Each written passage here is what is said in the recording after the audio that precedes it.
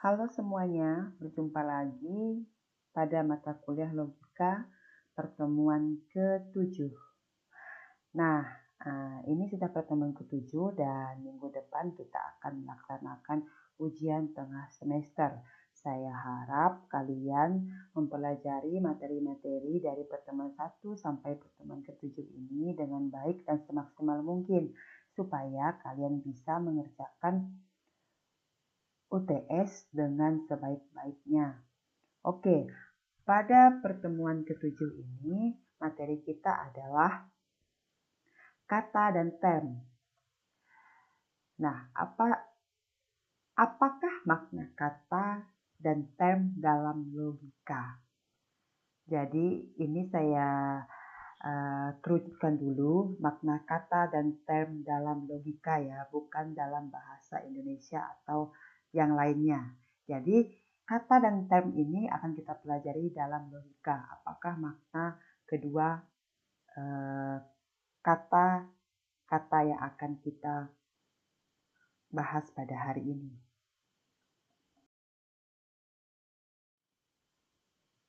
Oke, pengertian kata dalam logika. Nah, kata adalah tanda lahiriah atau ucapan suara yang diartikulasikan atau tanda yang tertulis untuk menyatakan pengertian dan barangnya.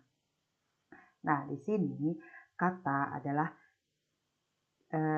ucapan suara yang memiliki artikulasi atau tanda yang tertulis sehingga memiliki makna.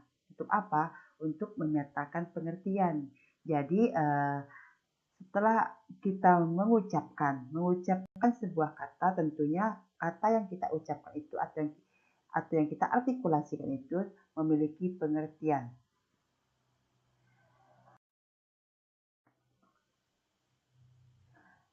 Kemudian, berpikir terjadi dengan menggunakan kata-kata akal budi. Kita menggunakan kata-kata kalau kita mau menyatakan apa yang kita pikirkan. Tentunya kata-kata yang keluar dari mulut kita adalah sarana untuk kita menyatakan apa yang kita pikirkan, apa yang kita inginkan. Tentunya menggunakan kata-kata yang baik, kata-kata yang sopan, apalagi kita ini manusia terdidik, insan-insan terdidik tentunya mengeluarkan atau melontarkan kata-kata yang sopan jika ingin menyatakan sesuatu supaya mudah dipahami atau dimengerti oleh orang lain. Kemudian, dengan ini jelaslah kiranya bahwa objek logika di sini hanyalah bunyi-bunyi atau tanda-tanda yang berarti. Kata-kata yang merupakan tanda atau pernyataan pikiran atau sesuatu yang dinyatakan dengan pengertian. Nah, di sini sudah sangat jelas dikatakan bahwa objek logika adalah bunyi-bunyi atau tanda-tanda yang memiliki arti, yang memiliki makna, sehingga pada saat kita berbicara dengan orang lain itu bisa memahami, bisa mengerti apa yang kita sampaikan. Jadi apa yang kita pikirkan, apa yang akan kita sampaikan mudah dipahami oleh orang lain.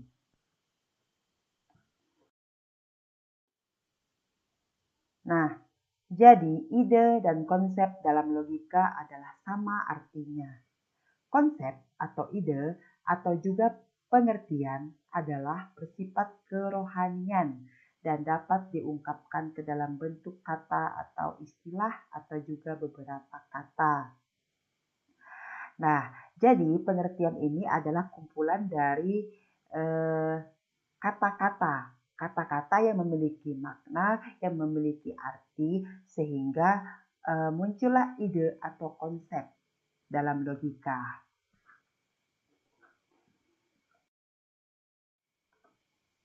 Kemudian, di dalam logika, kata terbagi menjadi dua. Apa saja? Yang pertama, kategorimatis. Apa itu kategorimatis? Kategorimatis adalah kata yang dapat mengungkapkan sepenuhnya suatu pengertian yang berdiri sendiri tanpa bantuan kata lain meliputi nama diri, kata sifat, istilah yang mengandung ungkapan umum. Misalkan nama kalian, siapa, itu kan berdiri sendiri.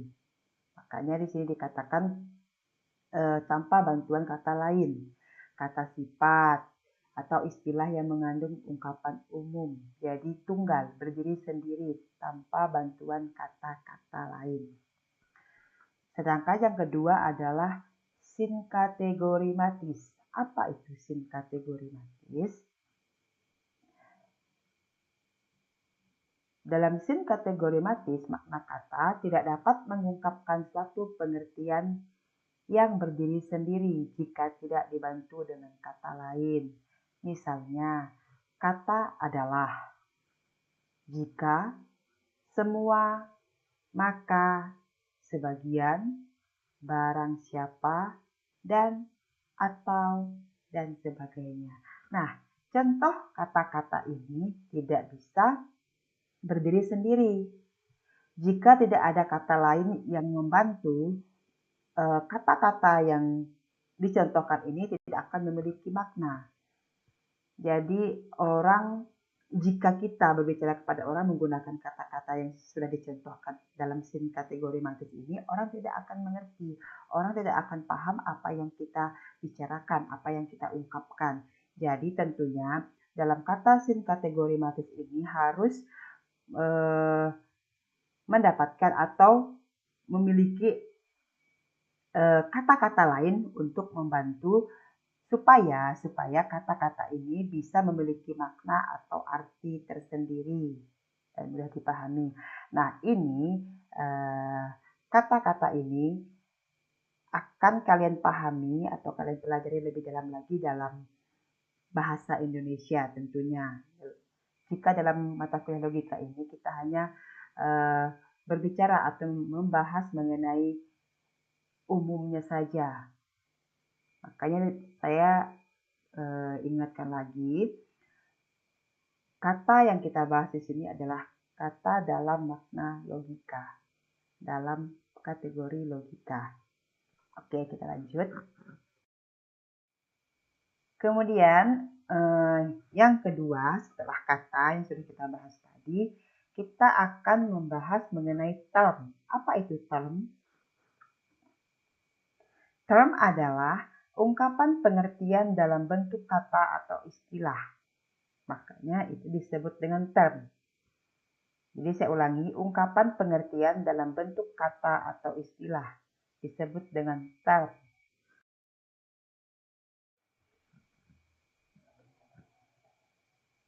Term adalah kata atau rangkaian kata yang berfungsi sebagai subjek atau predikat dalam suatu keputusan. Jadi term ini adalah gabungan dari kata-kata yang sudah tersusun sehingga berfungsi sebagai subjek atau predikat dalam suatu keputusan atau kalimat. Jika dalam logika, lebih tepatnya dalam suatu keputusan. Tetapi jika kalian mempelajari dalam mata kuliah bahasa Indonesia, term ini berfungsi sebagai subjek atau predikat dalam sebuah kalimat. Tetapi dalam mata kuliah logika, term ini berfungsi sebagai subjek atau predikat dalam suatu keputusan. Misalnya, mari kita lihat contohnya apa saja. Kucing itu tidur. Kata kucing merupakan subjek dan kata tidur merupakan predikatnya. Nah, jika keduanya tidak disatukan, apakah bisa memiliki makna atau apakah bisa disebut dengan term? Tentunya tidak. Makanya dalam term ini harus ada subjek atau predikat.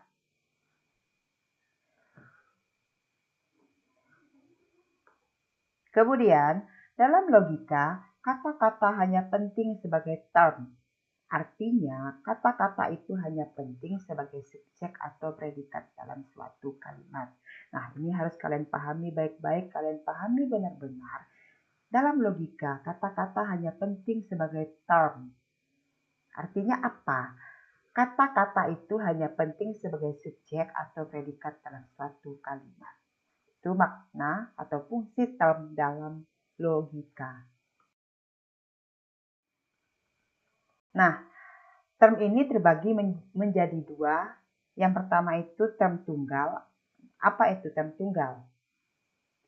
Term tunggal adalah apabila hanya atas satu kata saja. Misalnya, binatang, membeli, mahal, kucing, dan lain-lain.